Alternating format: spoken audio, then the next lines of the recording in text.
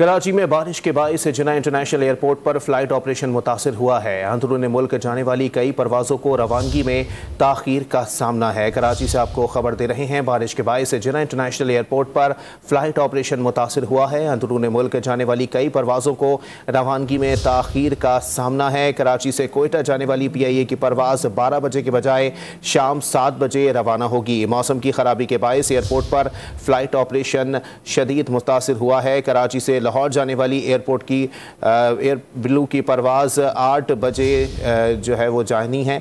आपको बताएं कि मौसम की खराबी के बायस एयरपोर्ट पर फ्लाइट ऑपरेशन शदीद मुतासिर हुआ है।